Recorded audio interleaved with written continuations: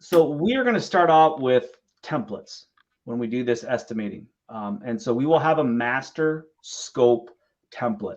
And that master scope is pretty much very simply, it's a line item spreadsheet of all the costs that could potentially go into that job.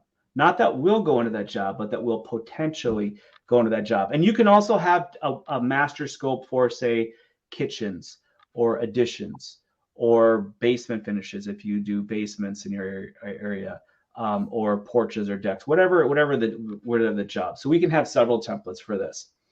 But the first thing we do is once we go out and we visit the site, and then we get that proposal preparation agreement signed, we're going to go back and we're going to take and delete all the areas in our master scope that are not relevant to the job.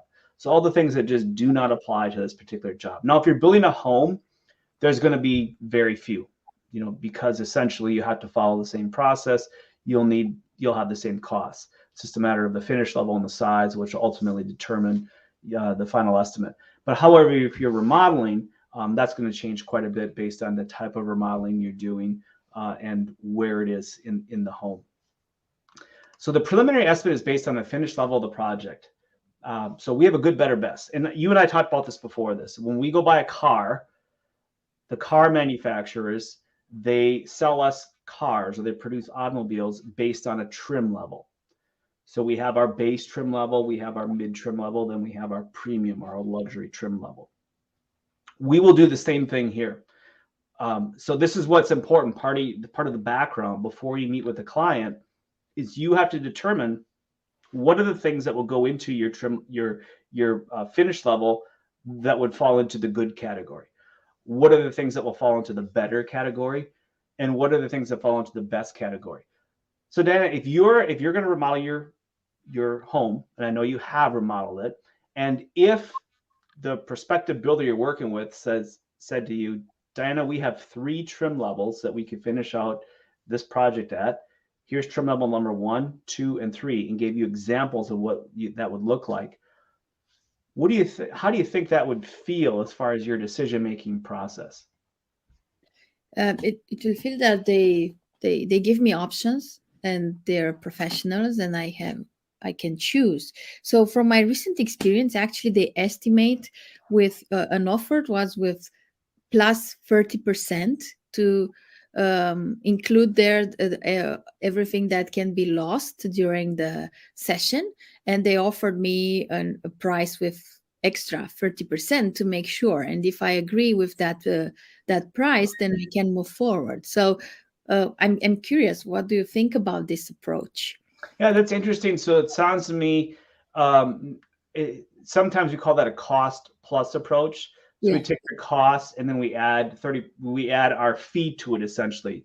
But in yeah. your case, it sounds like they said that 30% was for unforeseen circumstances. Is that right? So if there was Yes. something that came up they didn't know. So did they guarantee you that if you add 30% to this price, the cost will not exceed that 30%, or how is it presented? Is it presented?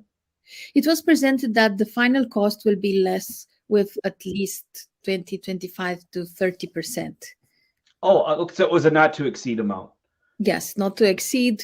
And I said probably it will be less than 25%, but Sure. just to make sure, here is our estimate with 30% extra.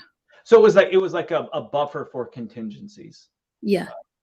essentially. So you're saying is you will agree to pay up to whatever the original estimate is plus 30%, but you hope it will come in less than that. Yes. So Yeah. my mind was prepared for extra amount. And in the end, I said, oh, well, actually, in the end, they said, we didn't lost some materials, and everything was on track, and you will pay less 30%. Yep. I could see for smaller remodeling jobs where that would make work. When you get into the real large remodeling jobs where you have lots of zeros behind the cost, that 30% can get pretty large. And so at that point, I can see that would be a stumbling block for some people. But I think for smaller remodeling jobs, it allows the remodeler to go in, take care of any unforeseen circumstances, any contingencies, without having to go back to you and say, oh, we found this, and it's going to cost this much. They can just do it and then get done and say, yeah, we ran into this. Here's what we did. This is what the costs were. It still is less than your 30% contingency. And now you're happy because you paid less than the worst case scenario, right? Exactly. Yeah. Exactly. So the beauty about a finish level, though, basing things on a finish level, is number one, it brings the project to life.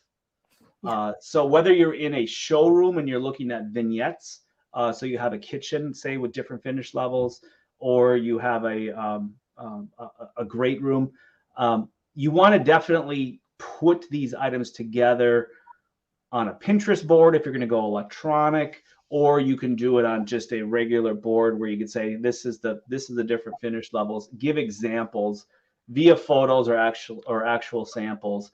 So the lead gets a really good idea of what they are getting for the money, and they come back. And some people automatically know that they're tight on their budget, they're going to go good, and some people know they want the best, and they will be there. So the nice thing about this is too, is when you come back and you give them the price, if you are over budget, you automatically can go back to them and you can say, well, listen, you wanted the better finish level. If we were to go down to the good finish level, we could save X amount of dollars on this project.